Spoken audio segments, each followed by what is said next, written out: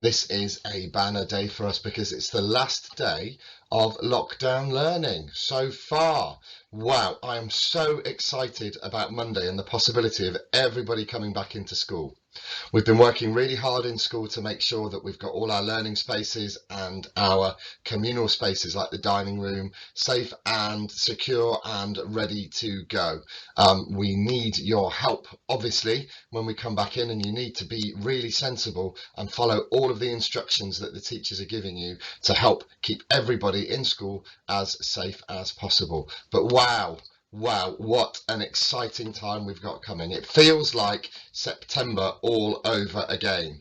And don't worry, we're going to spend lots of time next week making sure that you're all okay and making sure that you understand the rules and the routines and the expectations of you when you are in school. But basically, all I want you to do is to try your best in everything that you do. Try your hardest to make next week and the weeks following as amazing as possible. Wow, I can't tell you how excited I am. We had a brilliant week this week. We've had World Book Day yesterday where we were celebrating all things books, and my assembly on Monday, those of you with eagle eyes will have noticed that I made a mistake. Well, probably you need bat ears rather than eagle eyes, because you'll have seen that I made a mistake in my association of Tom Fletcher with the group Busted. And of course, those of you who know pop music know that Tom Fletcher was in fact in McFly. Gosh, that makes me feel really, really old. Never mind. Mistakes are how we learn. So it's good when we make mistakes. So I'll pat myself on the back and say congratulations for making a mistake, owning up to it, and learning in future to make sure I do my pop star checks when I am doing that. Okay, so what on earth have we been getting up to with World Book Day? Well, we've had some fabulous discussions about reading. We joined in David Williams' amazing assembly. We've been designing bookmarks, and there's a bookmark competition for the whole school to see if we can design a whole school bookmark. And of course, some of you will have seen the Masked Reader and been able to participate in that. Keep your eyes out for the panda. He's pretty cool. Right. Where do we go? Where do we go? We go forwards. And I'm really looking forward to next week and stepping forwards in everything that we do. Monday will be a strange day because we'll all be getting used to our routines again. You'll be excited to see your friends again. You'll be excited to see your teachers again and all of the staff in school. And we are really, really looking forward to welcoming you back with big open arms and saying, come on in, come and learn. But this is how we need to keep ourselves safe. So please remember, if you're asked to socially distance and keep spaces from people, you need to do that. If you're feeling sneezy or coughy, catch it in a tissue and bin it in the appropriate bin in your class. It will help stop things from spreading.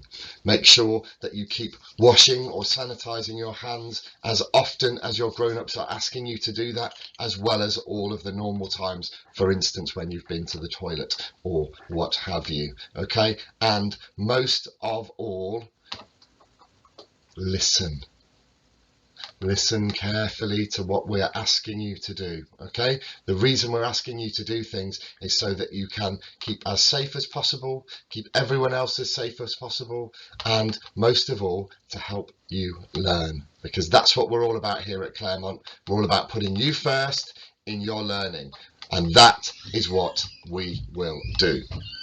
Okay, it's also International Women's Day on Monday, and you know that we've been looking at stories of inspirational women throughout the last few weeks since we've been back, and I've got another one for you today. This is a story from my book here, which is called Little Leaders, Bold Women in Black History, and this is a bit of information about a poet and an activist called Maya Angelou. Maya was known as a poet and writer, but she was so much more. During her long life, she would take on many roles: filmmaker, dancer, singer, actor, activist, editor, Grammy winner, cable car operator, playwright, author, and legend. Long before she found success, she was just a little girl trying to find her voice. Born Marguerite Annie Johnson, she spent much of her childhood living with her grandmother in the small, segregated town of Stamps, Arkansas, in America. Her only companion was her older brother, who gave her the nickname Maya. Maya experienced abuse when she was only 8 years old. The fear and trauma it left behind were enough to convince her never to speak again. For 5 years, Maya did not utter a word to anyone. But during those 5 years, she read. She devoured every book in the black school library and every book she could get her hands on from the white school library. It wasn't until a childhood mentor challenged her, saying, "You don't really love poetry unless you speak it," that Maya spoke again. She was a master wordsmith who approached language with thoughtfulness and patience. Another challenge sparked her writing career. When her editor told her it's nearly impossible to write a lyrical autobiography, Maya went on to write her best-selling masterpiece, I Know Why the Caged Bird Sings, a lyrical and poetic telling of her childhood. In 1993, she became the first female poet to write and recite a poem for the presidential inauguration, which brought her poetry into the mainstream again. Maya Angelou did so much in her lifetime and inspired everyone around her. What a wonderful woman, what an amazing story, and what an inspirational life. You have the power to be that inspirational. You do it every day. You inspire me every day with your questions, with your humour, with your smiles, with your fun, with your never ever give in attitude. And that's what we need to keep building on. As you go through school next week, there will be worries and you'll feel nervous. So talk to a grown-up and we're here to help you. You can talk to any of our grown-ups in school. You know that you can. But especially talk to the grown-ups that are in your class, because they'll be able to help you on a day-to-day, minute-by-minute basis. That's really, really important. Okay, we've come to the time of the week where it's time to celebrate what we've been doing in class and at home, because I know so many of you have been engaging with your learning at home.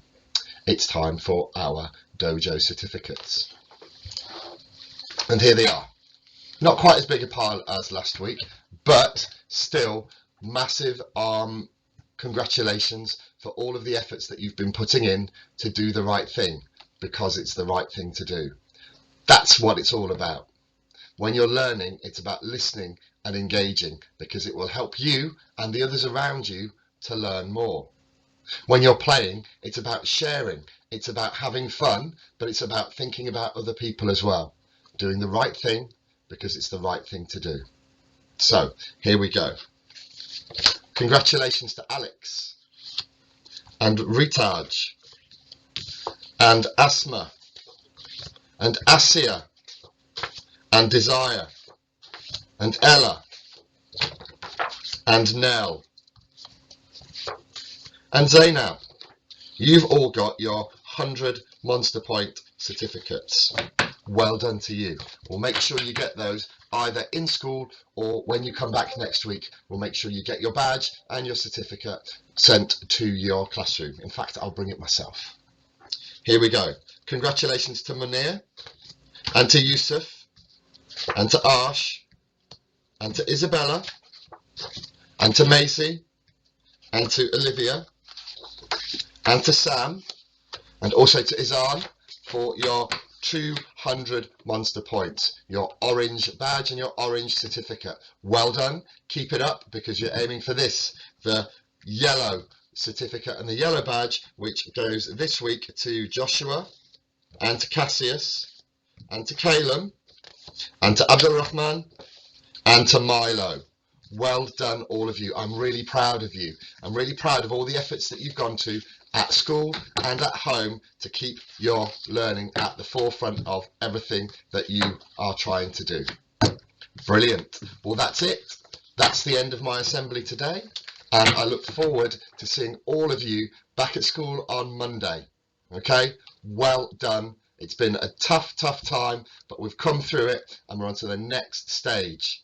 But in the words of Professor Jonathan Van Tam, JVT, the Deputy Chief Medical Officer, we mustn't relax now. We mustn't wreck it now. We've come so far. So think hard before you do anything. Keep yourself as safe as possible, and by doing that, you will keep everyone else as safe as possible. And the best way to do that is to follow the guidance that you're being given, to think carefully about what you do, and to be part of our Rebuilding School community. Have a great weekend, everybody. Read lots, practice your times tables and your number work, and I look forward to seeing all of you back in school on Monday. Have a great weekend. Bye, everyone.